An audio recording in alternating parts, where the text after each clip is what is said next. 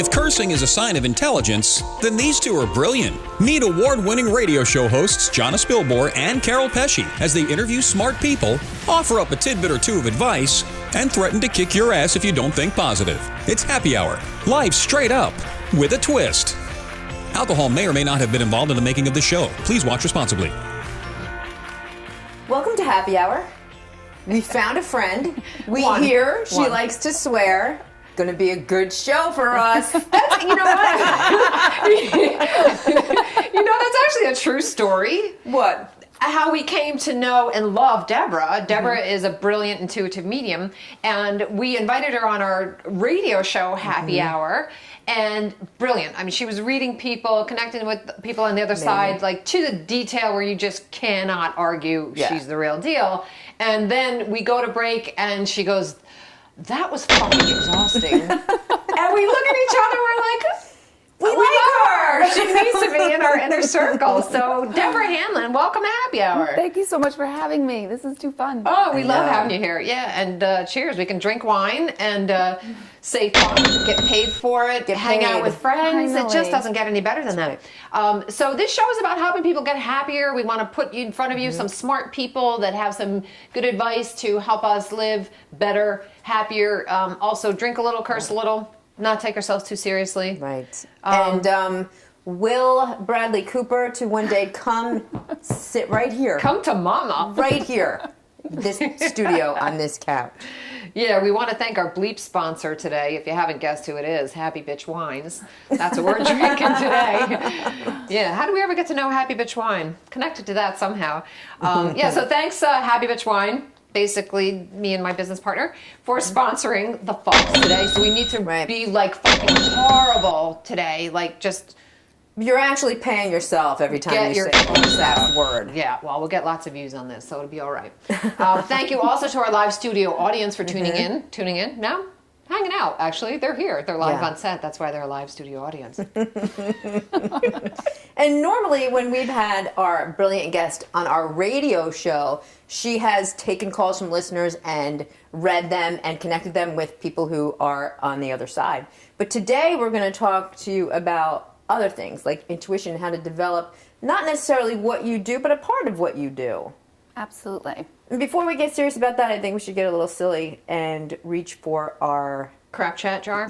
Yeah. So this is where we take what kind of looks like a martini shaker, and we will just pull something from it and talk about it. We don't know what's going to be in there. Could be anything. So maybe Deborah will step in on this one. Could be like truth or dare question. Oh my gosh! I'll pick one. Go. We'll see who might wants to answer. Take another drink of wine. All right. So today's crap chat topic du jour. Please.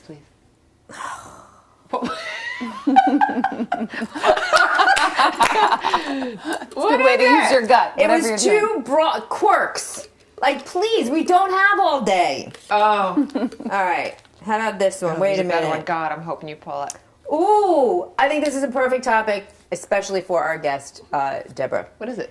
What's on your bucket lists? Oh, I love this. One. Love it. All right, who wants to start?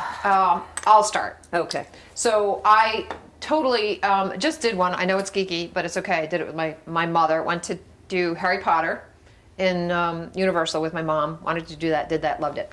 But still on my bucket list is to be a guest at a writer's table for a comedy show like Saturday Night Live. I laugh my ass off every time I watch the show, and I always wonder, they push the envelope so much, and it's so funny that what was that thought process, what happened around the table as they were creating that segment? Yeah. And what the fuck doesn't make it on air, if that's what makes it on air? So total major bucket list. I want to sit around. Don't even have to add anything, say a word. Saturday Night Live, please call me. I just want to sit around the writer's table one time. I love you. That's a good one. Oh, that's a great one. That was a good one. It's similar to one of mine, but surely you have things on your bucket list. Oh, well, see, now my brain is thinking in other directions. I was going to truly say take my children on a safari to Africa. That's so lame and boring now. All right, so I'm going to come up with something grander. That's pretty grand. That's pretty grand, but... Ride a zebra. Yeah, like face a lion. Yeah. You know. I think With your that's cool. children, Why yeah. would you not want to have that as your Well, it's definitely there. public bucket list item? That was really creative. It's not that This now. Cha-ching. I've been thinking about it for a while. So Yeah. it's not that creative. Well, it's similar to one that I've had forever, which is to be made fun of on Saturday Night Live. Oh, that's right. Like that, my world would be complete if somebody would just do a parody of me on SNL, but you got to be semi-famous to have that happen. How funny is that? Yeah, I I know. remember you've talked about that before. You want to become so famous that they make fun of you on Saturday Night Live. Yes. Maybe that's the episode where I'll be part of the writer's table. Oh, wouldn't that be, that would be full circle. Yeah. Isn't it funny how we both You know what? I'll tell you what, Unfortunately, I'm going to be riding elephants in Africa, and I'm going to probably miss it. I'll get my mother on that. for you. Thank I'll you. have my mother call them up. Yeah, she'll just call SNL Yeah, and yeah. get us on Yeah. there. Yeah, we'll put her She's on good there. at that. For sure. Yeah. Yeah, interesting. Okay. Anything else? Bucket list?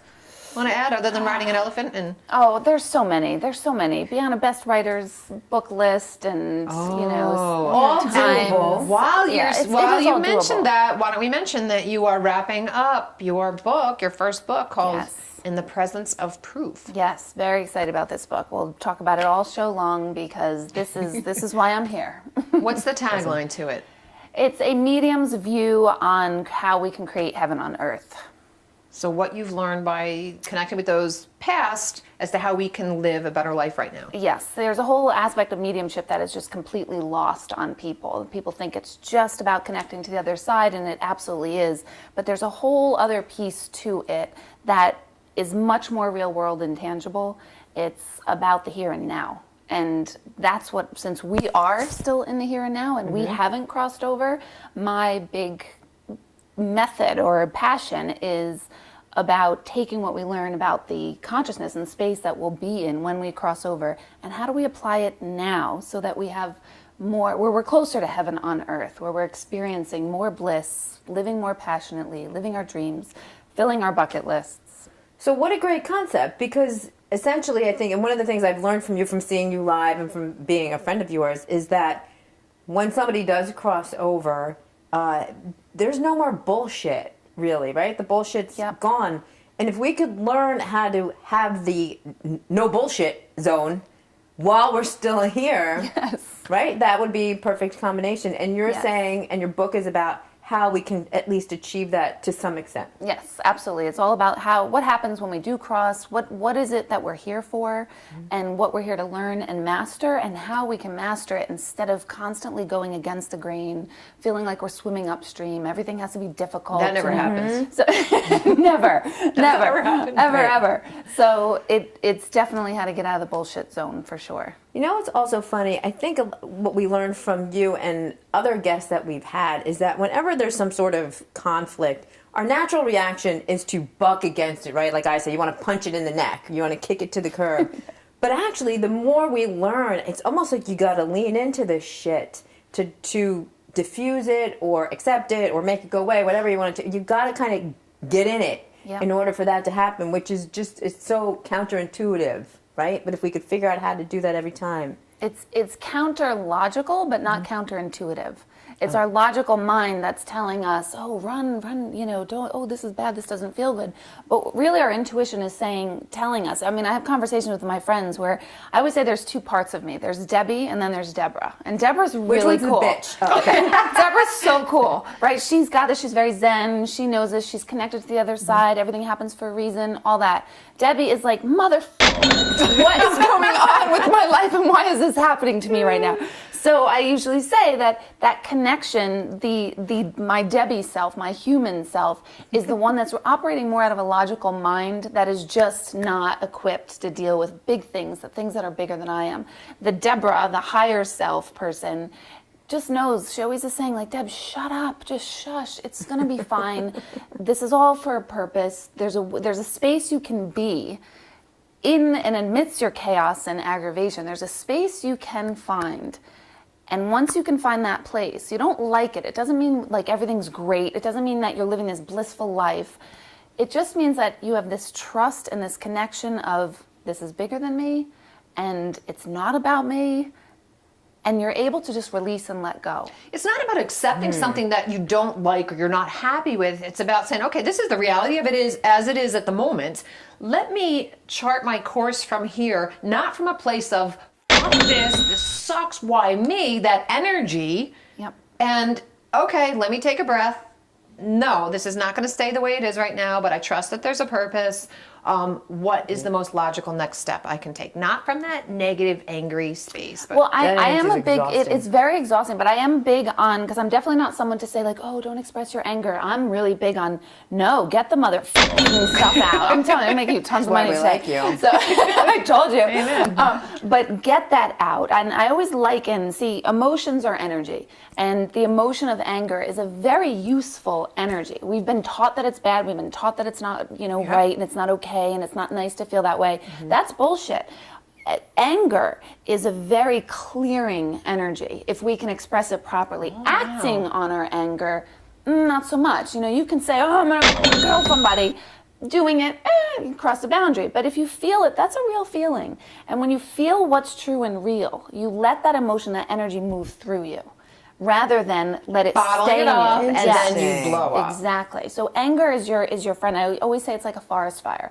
People go, oh my gosh, forest fires, it's terrible. Forest fires are nature's way of clearing the old so new can grow. And I always feel like anger is that way because it feels like it just burned through me. And then I'm like, okay, I'm good. Now I can move on. I can get that into that space of, okay, I got this. I can relate to that because there have been times I live a mostly happy life, but I'm human and I'm not perfect. What? I can say that I'm not perfect. It's okay. But if I have a really bad day, and it's funny because it kind of comes like that, where like nothing's going right, and I'm just feeling bad about myself and life and down and angry or sad or whatever, like that intense negative emotion. Inevitably, I will wake up the next day feeling lighter. Like it's almost like an ebb and flow. Like I just got it out.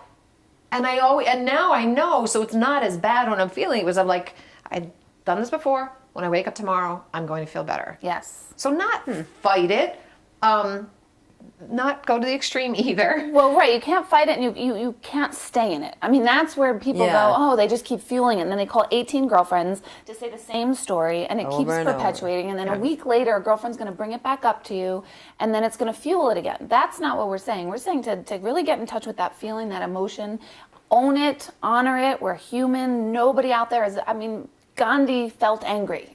One of the known peaceful men on the planet definitely got angry. So he knew what to do with it after that. He knew how to recenter himself. So there's nobody on the planet that doesn't have all these emotions. It's what we do with them and what we tell ourselves about having them that makes all the difference. Oh yeah, sometimes our judgment of it is worse than the actual emotion itself. It definitely Something is. I want to talk to you about, Deborah, is your intuition. So we have this logical, as you like to call it, what kind of brain? The asshole brain. The asshole brain. I always say your brain is an asshole. Yeah, it's too busy, it's mean sometimes. But the fact is, and now science is actually catching up with this, that there is knowledge and intelligence throughout your body. No joke. You want to go look for a book called The Heart's Code. Where they now know that our cells and our organs contain memories and contain intelligence. Yep. So we have this intuitive part of us that is our wisdom. We all have it. You are exceptionally skilled at, because that's what you do. But how do we learn to quiet the a-hole brain and listen to that intuition and know whether it's our a-hole brain or our intuition speaking? So how do we tune in? How do we know which is which? I know what she's going to say. Are you going to say the M word? Oh, you're going to say it. Go Which ahead. word is that? Mindfulness? Meditation. I will get to meditation, absolutely, but before that, because I'm so real world, I'm real world. I have 3 children myself. Not everybody is going to know how to meditate. Not everybody's going to do it. Not everyone's going to stick with it unless you learn some fundamental. Yeah, exactly.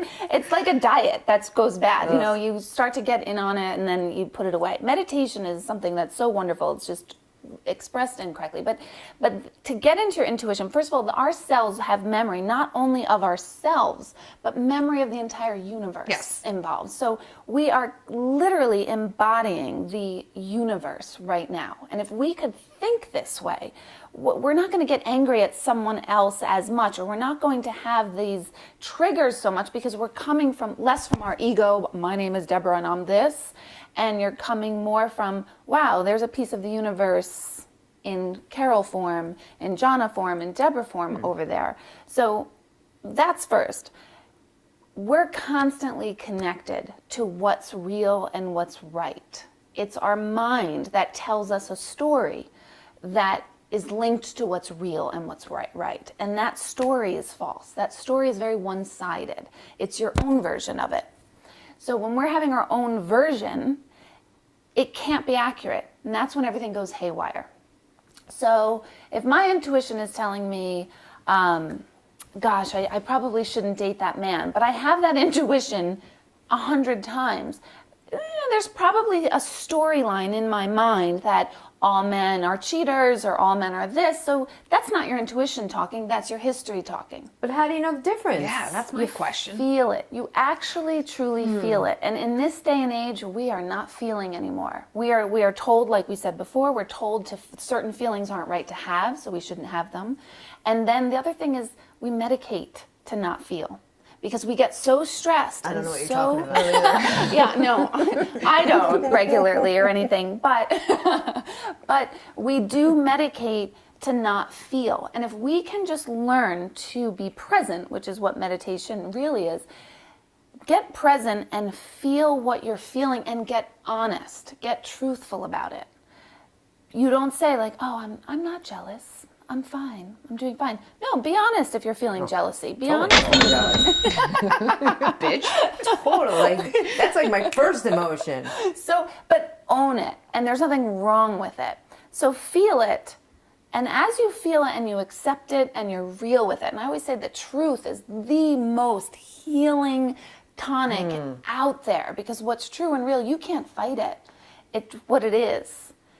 Once you identify what's true and real and right, then you can actually know what to do next because you feel your way through it. I've had that happen where a thought will pop in my head, and it's like clarity. There's strength to it. It feels right, and more I'm kind of getting used to paying attention to that. Ask Jonna. There's multiple times now. I will text her and I'll say, now this may not make any sense to you, and I also have noticed sometimes it'll knock on my consciousness repeatedly. Yes. And I'll be like, no, I'm busy figuring this out. And then it pops in again. I'm like, no. One day out of the blue, I texted Jonna and said, I don't know why, but I feel compelled to tell you that your parents must be really proud of you. And I feel like that's kind of like, that's the higher voice, and to trust that and run with it. And I think there's a feeling that comes along with a thought. Yes. But that's a nice intuition. Like, I think you have to be even more developed to get to that point. Like, my intuition usually only tells me when something feels really wrong. It's not telling me so much when something feels really right.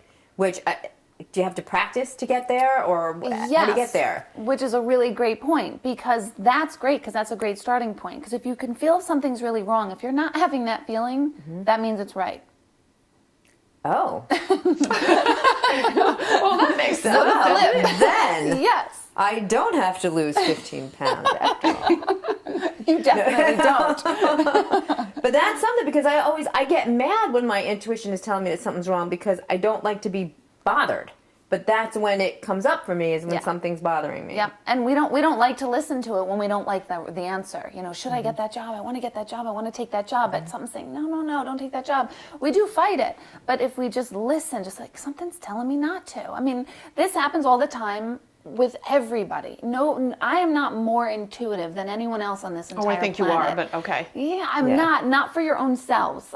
You can develop an intuition for someone else, and guide them, that's a little different. But I am definitely not more powerful, nor is any other intuitive on the planet, than your own self and your own intuition. And that's really important, because once you start learning and really connecting to yourself, you're happier, you're more confident, even in times when things aren't going right. So I'm not talking about times where everything's perfect, because we always feel like everything's going right then. I'm talking about the times when it's not feeling so good. You can still stand in it. You can still go, I don't know what to do next. And you know what? How many times, I think anybody can say this, that there's been times when you move forward with something and it doesn't go right, something is even sometimes horribly wrong, and you can look back and say, I knew it. Yes. Something was telling me not to, or something was telling me this. That's my marriage. Yeah, but we don't trust it because our a-hole brain gets involved and Yeah. say, just don't be such a... I got off an airplane one time. I've told you this story. I won't get into it too much detail. Because my intuition told me to get off the airplane, and I have zero regrets. I'm not a drama queen. I'm not somebody who freaks out. Yeah. I knew it. I knew it. Every time I've gone against that nagging voice, it has come back to bite me in the ass. Every single time. I had that on my wedding day. But whatever. Whatever. A little detour. But yeah, no, we don't listen to it, and then we know that voice at the time when we haven't listened to it. Oh, I knew I shouldn't have listened to that. So the main point is to understand that you actually have two voices. You have your brain, your logical knowledge, you have the wisdom of your intuition, which also contains the wisdom of the universe, and to recognize they both exist and to quiet the brain periodically and listen, ask yourself, go inside. You'll say this to me sometimes. I went inside and it's okay. So know it's there, trust it, listen to it, act on it. And the book is going to help us do that. The book is going to definitely help you do that with a lot more information on the other side and where they're at and understanding that. So the book also helps those who are grieving, because they need to know. A lot of people always ask, like, are they okay? So you're going to learn that they're more than fine. I always say they've got the good spot. We've got the shitty one. And it says that in the book. All right, now I have to ask you a weird question that's off topic. Good. I love those, the best. So the other night I was in bed asleep, which is a rare thing because I don't sleep anymore. Right. And I was She's a vampire. I know. That's what my office staff calls me. So I'm asleep, right? And I'm having what I think is a very vivid dream. But to this day, as I retell the story, I really don't know whether I was asleep or not asleep. When in this dream or weird wake state that I was, something, like a formless thing, grabbed my arm and just lifted it up and then just put it down and then went away, and then I knew I was awake. Who was that? That was totally, actually, I know you're thinking I'm going to say your grandmother, but it was your grandfather. So whatever you were asking for, that was your grandfather. What was he trying to tell me? Especially in the work that you're doing, where you're taking, yeah, I know. I get him head to toe. I get him head to toe. Yeah, that's truth chills. Anytime I get chills during a reading, that's what I know. Then that's real and that's legit. Yeah. Wow. So in your line of work, you are taking oaths a lot, and that gesture is one of that. You know, people are taking oaths. Swear to tell the truth, truth, nothing but. Yeah, and that is speaking to a lot of that of him saying, like, I hear it and see it and feel it as a way that he's telling you that you are actually, like, following your own oath. Wow, so cool. Weird stuff. I still have the chills, though. Oh my gosh. Oh my gosh, Deborah, we could talk to you all day. I know. I love to. Yeah, I know. Well, so maybe we'll talk a little more off air and maybe drink a little more. That'll happen. Maybe we'll do that. Yeah. Let's come back with On the Loose.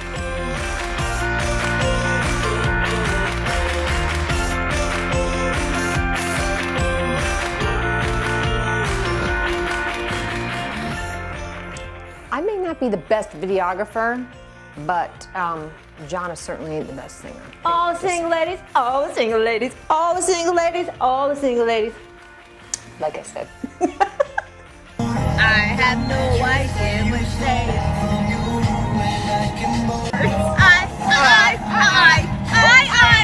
Am I right or am I right? I'm right. This is you're fucking making me dizzy. Oh my God, this camera's all over the place. This is like being on a boat. Like, we need to name our show. I feel bad for anybody who has to watch this. This is terrible. Terrible. This is terrible. What? terrible? That's terrible spelled frontwards. It's terrible spelled frontwards. Well, that was fun. It was a lot of fun. Yeah. I think we should do it again. What do you think we should do next time? We keep it PG. PG-13. I'm glad you wasted my fucking time. Okay, all right, we're shutting down. All right. What's that? What's that light? Is that the cop? Is that the popo? Well, we're about wrapping up. We wanted to thank again today's Bleep sponsor, our live studio audience, for taking the time out of their busy day to join us. Make sure you go visit our website, NetChicks TV. No, NetChicks. What is our website? .tv. NetChicks.tv. /happy hour for some bonus material, the latest in Where's Bradley Cooper, and for information on how to register to become part of our live studio audience. Mm-hmm. And our special guest, Deborah Hanlon, who is an intuitive medium, did tell me that Bradley Cooper will be in this studio at some point in the future, so that's gonna happen. That's gonna happen. It has to now. All right. Bradley, God, don't make me wrong. Do not make me wrong. No, I hate right, that. don't, Bradley, make me wrong. And make then me right. Usually we wrap up by saying, don't whine, don't cry, don't be an asshole. Right. But I forgot exactly how that goes. Yeah, do we just basically we want to bitch and complain, Right. talk about what's right, with life, with the world. yourself, people, the world, and yourself. stop waiting for somebody else to take charge of your attitude in your life and do it yourself, right? Yeah. Yeah. Let's that's a cheers wrap. to that. All right. That's great. a wrap. Cheers. Cheers, girls. Cheers. What else do you think we should do? What else can we do for this segment? But keep it PG-13. No, keep it PG. Yeah. She says PG. Okay, got it. See? Yeah. All right. Start again. That was fun. That was a lot of fun. I wonder what else we can do. Let us know what you think we should do. I mean, PG-13. No. Fucking A. Love it. So when we're having our own version, it can't be accurate, and that's when everything goes haywire.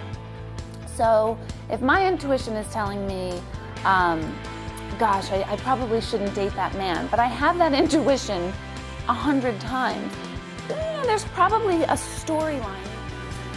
As soon as the cable shows up, like it was before. Yeah, no, I actually put it over her boob so it'll be supported. You know you got problems when your boobs literally get in the way of Got what you're 99 doing. problems, and that ain't one of them.